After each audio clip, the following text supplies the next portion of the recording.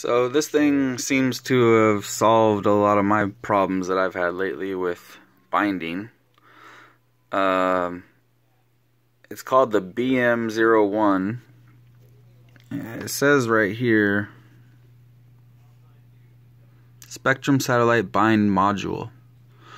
It's got a USB port, a satellite port, a button, and then it has some little pads, solder pads. One says 5 volt, 3 volt, RX, and ground. So you can either solder your receiver wires on here or just plug it in.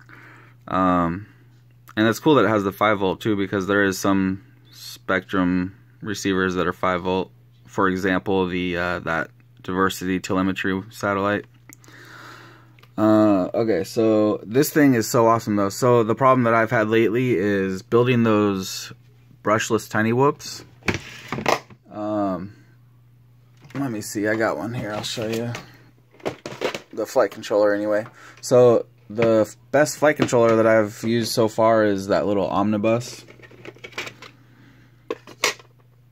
And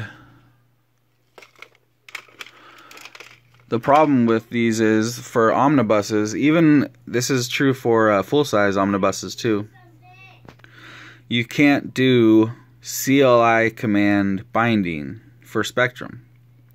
Or for anything, I think. I don't know. I only use Spektrum, so that's all I know, that it doesn't work. But for the most part, people using FR Sky on their micros and nanos, they're most likely using one that has a bind button on the receiver. For example, the XM, XM Plus, R, XSR, they all have bind buttons, so you don't have to worry about CLI command crap. But for Spektrum people, there's no receivers that have a bind button on them. So there might be one or two, but I don't know. There's like a cheap brand one that I don't like at all. That's the only one that I know of. I can't recall the name of it, but anyway.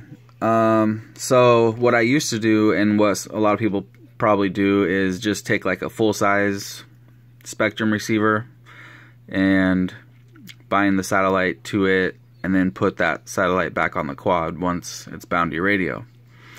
But that can be a pain sometimes. Another thing that I used to do is I would take a flight controller that I know does CLI command binding, for example this race whoop, and I would just solder a power wire to it, and then solder the satellite to it, and then go do the CLI command, bind it to my radio, and then take it off of here and put it on the other flight controller.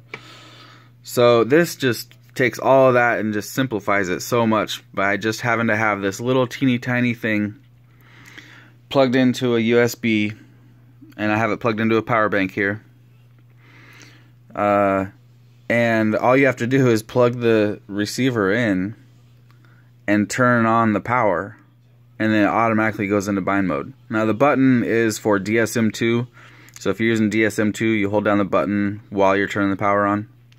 If it's DSMX, you don't have to do anything. You just leave it how it is and turn the power on, or plug in the USB. If you're plugging it into a computer, then all you have to do is just plug it into the computer. This power bank, I just have to push this button on the side to turn it on. So I'll show you how it works real quick.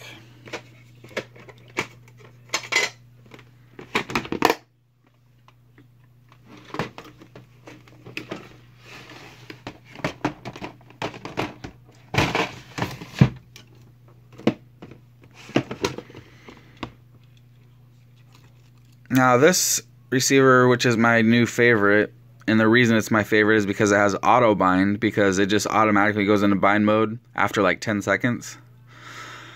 But this is the only one that I have right now to show you, so you'll know that it's working because it'll automatically go into bind mode the second that it gets power.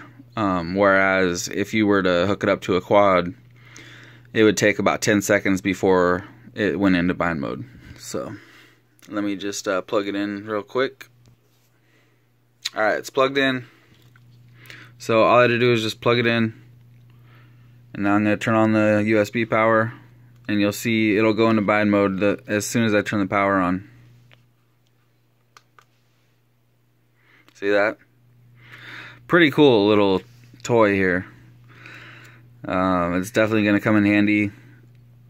I've been building a lot of Spektrum brushless whoops lately, so I don't know. I was thinking about just sending one of these out with the whoops that I build, but the other thing too is that I haven't been seeing that omnibus flight controller anymore where I used to buy it, so I don't know if I'm going to be using those anymore or if I'm going to switch to something else that does do CLI command binding. I don't know, but either way, this is going to be a real handy tool at any time for any quad. You know, whenever I come across that problem, it's not a problem anymore. Pretty cool. I'll leave a link in the description for you guys.